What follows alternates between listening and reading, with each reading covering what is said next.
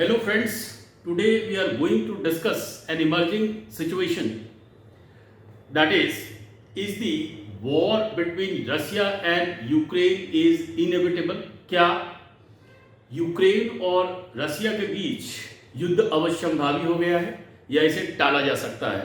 इसी विषय पर हम लोग आज चर्चा करने वाले हैं।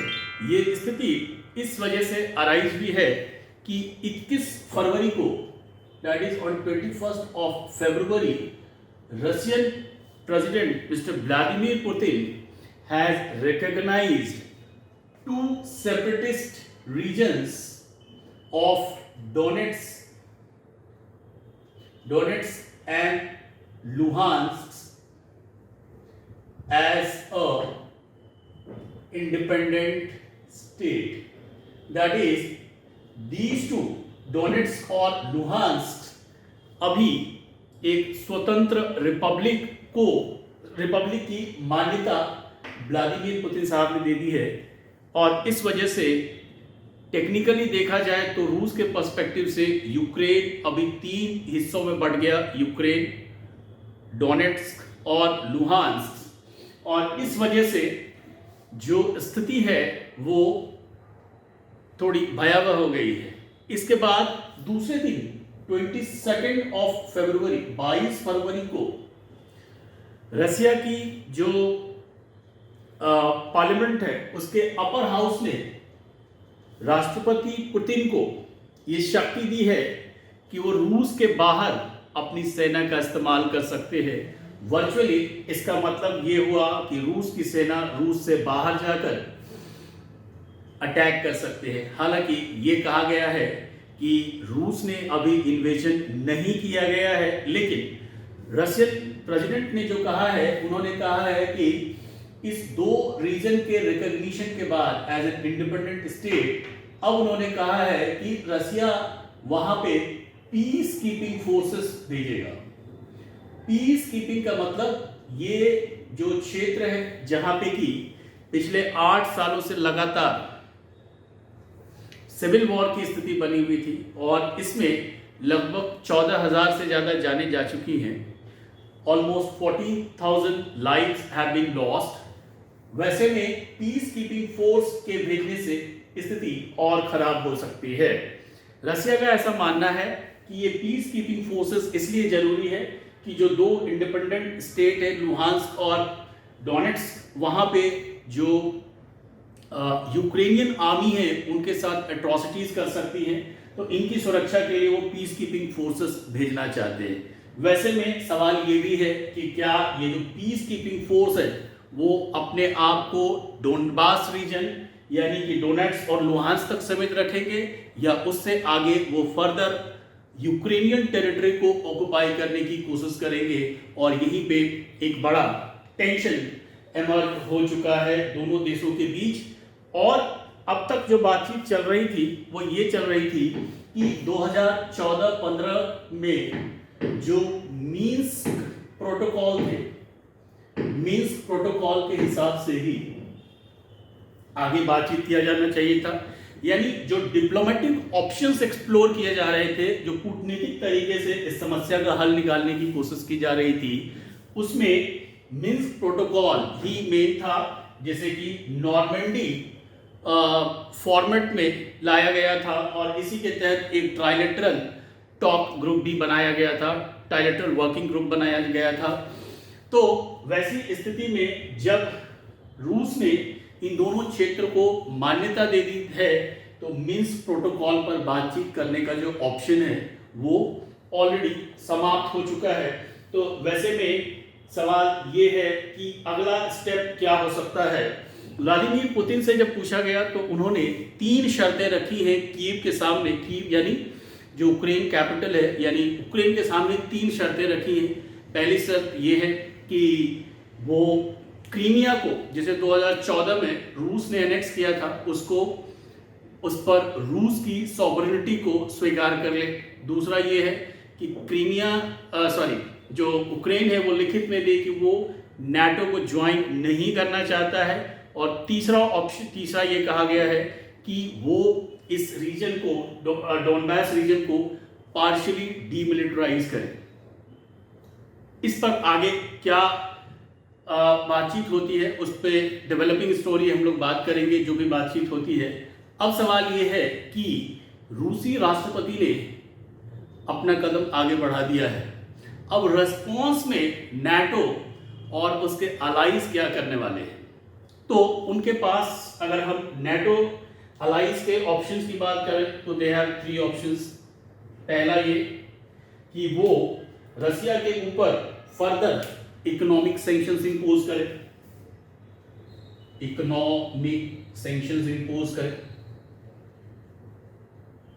दूसरा ये है मिलिट्री ऑप्शन एक्सप्लोर करे, मिलिट्री ऑप्शन जहां पे कि रूस के साथ वो लड़ाई करे।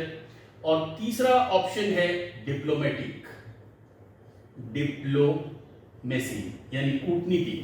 ये 3 ऑप्शन नेटो के सामने फिलहाल है। इसमें जो मिलिट्री ऑप्शन है इसकी संभावना कम है। रूस ने अमेरिका ने पहले भी ये कहा था कि वो किसी युद्ध का हिस्सा नहीं बनेगी। तो ज्यादा जो संभावना बनती है वो इकोनॉमिक सैंक्शंस की बनती है या डिप्लोमेसी की बनती है।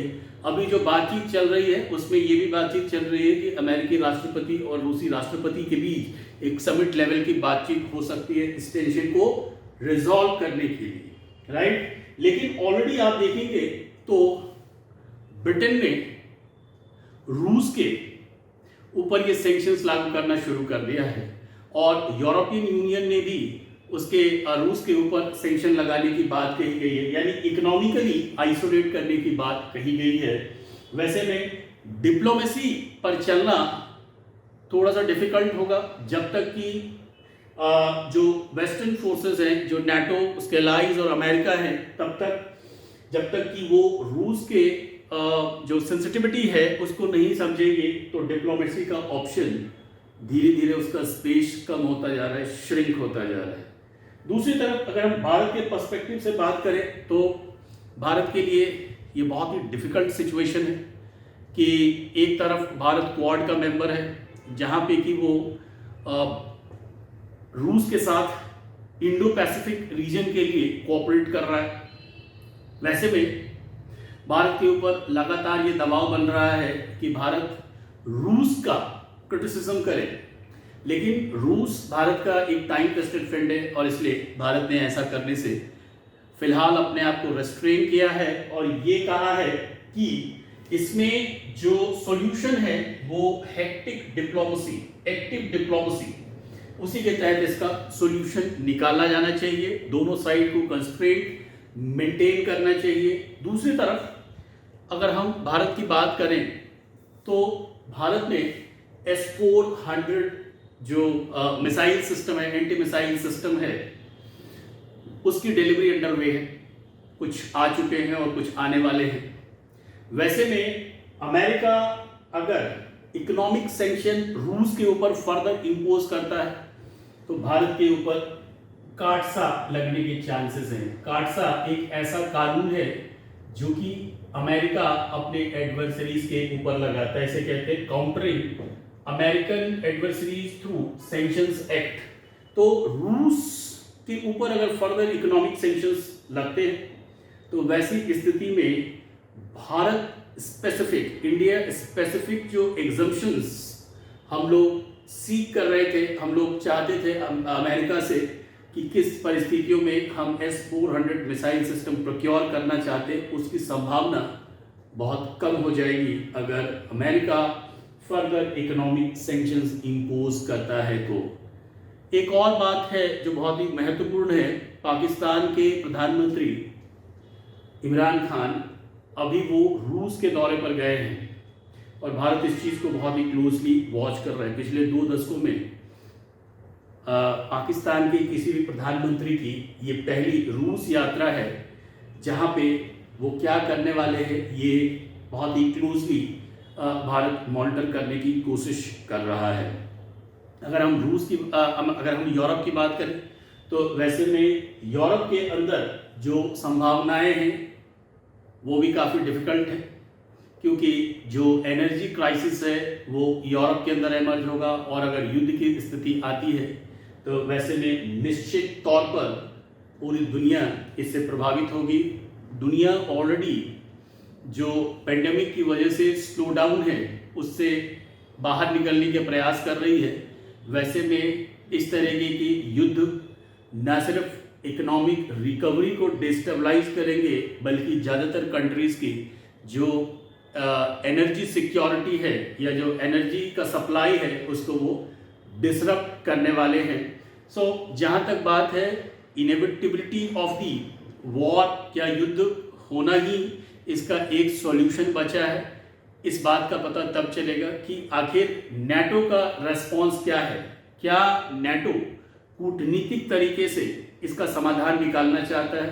क्या नेटो रूस के जो सुरक्षा कंसर्न है, सिक्योरिटी कंसर्न्स हैं, उसको ध्यान में रखकर अपने ईस्टवर्ड एक्सपेंशन को रोक लेगा? तो वैसे में इसका सॉल्यूशन आने की संभावना है। और अगर नेटो और अमेरिका सेंक्शंस के थ्रू आगे बढ़ेंगे तो वैसे में ज़्यादा संभावना है कि रूस और यूक्रेन के बीच युद्ध होने की पूरी संभावना हो सकती है। वैसे में एक और महत्वपूर्ण बात यह है कि अमेरिका जिसने अपने फॉरेन पॉलिसी में कहा है कि Indo Pacific is the pivot of US foreign policy, कहीं ना कहीं उसका ये स्टैंड डाइल्यूट होता हुआ दिखाई दे रहा है, जबकि वो यूरोप के मसले में उलझता हुआ दिख रहा है। दोस्तों ये डेवलपिंग स्टोरीज है, जो कुछ भी होगा वो निश्चित तौर पर हम आपके साथ शेयर करेंगे। आपको वीडियो पसंद आया हो तो प्लीज़ लाइक करिए, शेयर करिए, सब्सक्राइब करिए। Thank you.